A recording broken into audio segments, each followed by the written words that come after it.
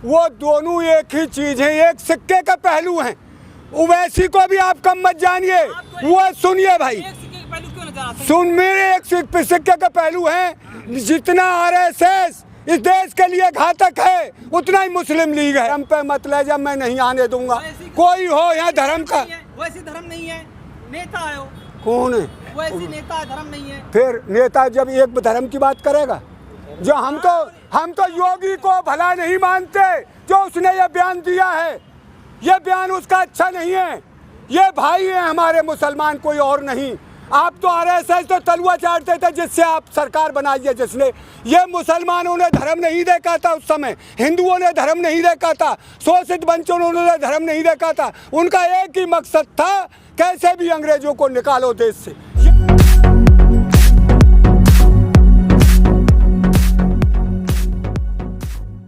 योगी आदित्यनाथ भी पहुंचे हुए थे, प्रधानमंत्री वहां पर एक विश्वविद्यालय बनाने की घोषणा कर दी है राजा महेंद्र प्रताप सिंह जाट नेता के नाम पर।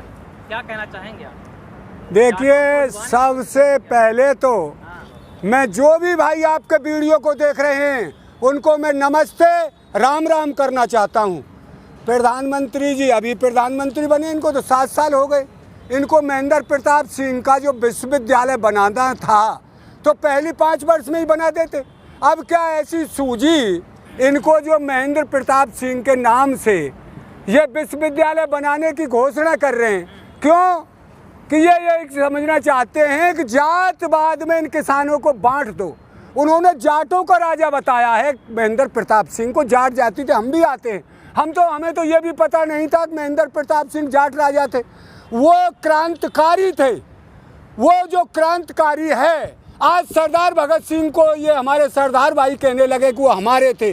वो पूरे दिलों के हर तबके के थे जिन्होंने देश की क्रांति की आवाज़ उठाई। वो किसी एक जाति के आदमी नहीं थे।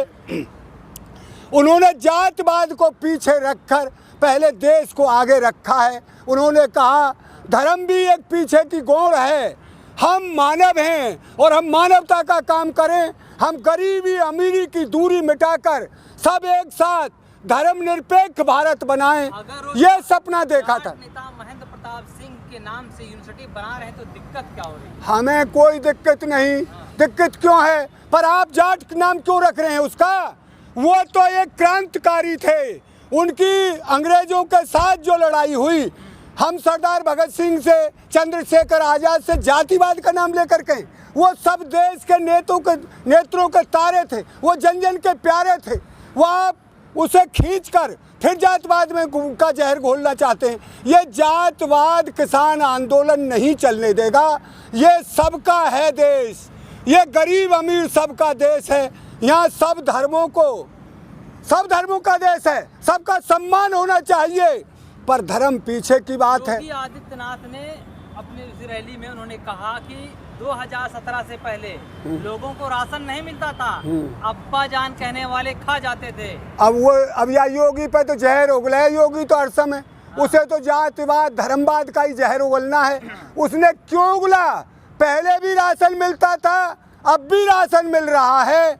आपने जो पहले मिलता होगा कितने करोड़ को मिलता था, आज आपने इतनी भुखमरी पैदा कर दी है देश में। एक 80 करोड़ 5-5 किलो के लेन में लग रहे हैं। क्यों हुआ ये हालात देश का, जो आपके 5 किलो नाज के लिए लेन में लगना पड़ा? आत्मनिर्भर भारत क्यों नहीं बनाया?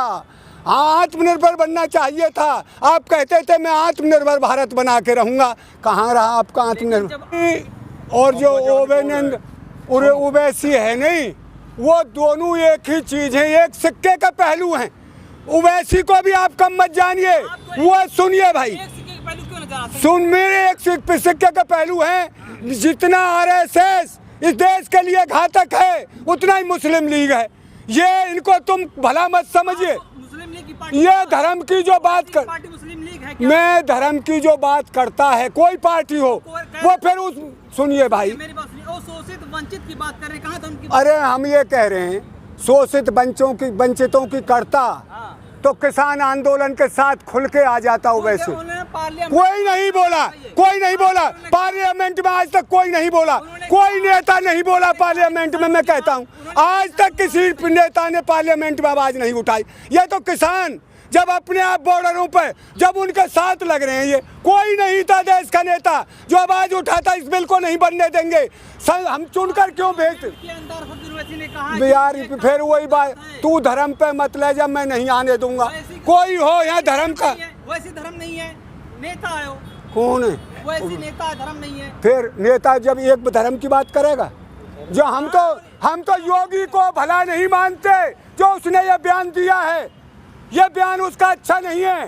ये भाई है हमारे मुसलमान, कोई और नहीं। आप तो आरएसएस तो तलुआ चाटते थे जिससे आप सरकार बनाई है, जिसने ये मुसलमानों ने धर्म नहीं देखा था उस समय, हिंदुओं ने धर्म नहीं देखा था, शोषित वंचितों ने धर्म नहीं देखा था। उनका एक ही मकसद था कैसे भी अंग्रेजों को निकालो देश से, ये धर्म था उनका।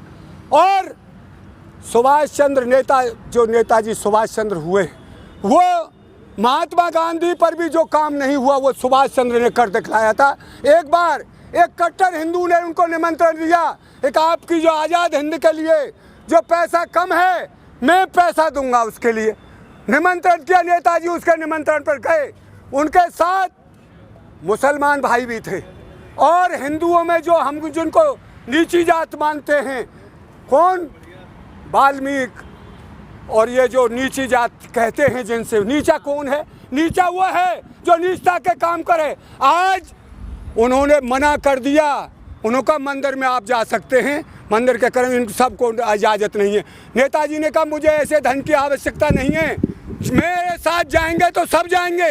आज देश को यही ज़रूरत है जो हमारे पहले हमारे पूर्वज, हमारे भाई जो आज़ादी के लिए कुर्बानी दी और देश को आज़ाद करने में जिन्होंने फांसी पर चढ़े, आज ये धर्म की राजनीति कर रहे हैं। धर्म से उद्धार नहीं होता। कोई देश बताइए, ये हिंदू राष्ट्र बनाना चाहते हैं देश को, जहाँ एक ही धर्म के लोग रह रहे हैं। वो तो कहते ही नहीं, इंग्लैंड में वो ईसाई रहते हैं, उन्होंने ईसाई देश बना लिया है, उसका नाम इंग्लैंड है, भारत है, इसका नाम भारत रहने दो। तुम सब पे गरीब को गरीब समझो, अमीर को अमीर समझो, गरीब और अमीर एक साथ बैठे, द्वेषता का भाव नहीं रहे। पंडित और जिसको हम वाल्मीकि कहते हैं, हरिजन, वो एक साथ बैठे और वो वाल्मीकि के हाथ से रोटी पंडित खाए। ये हमारे देश के जो शहीद हुए देश में, देश के लिए उन्होंने ये सपना देखा था। उन्होंने ये सपना नहीं देखा, एक फिर ये वही बीज बो देंगे और उसी दशा को ये ले आए।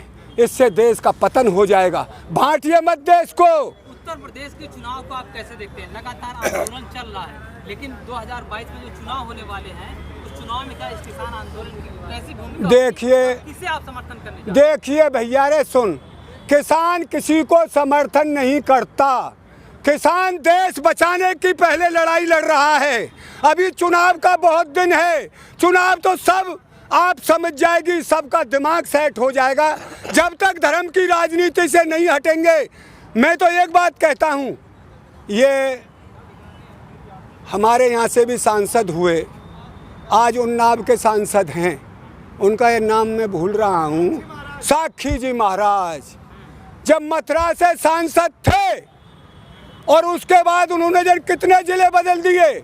आज उन्नाव में मैंने भी टीवी पर देखा, जब वो उन्नाव में गए थे तो उन्होंने कहा जब कोई महात्मा किसी के दरवाजे पर आता है और उस दरवाजे वाला उसका भीख नहीं देता तो वो पाप छोड़ जाता है उसके घर।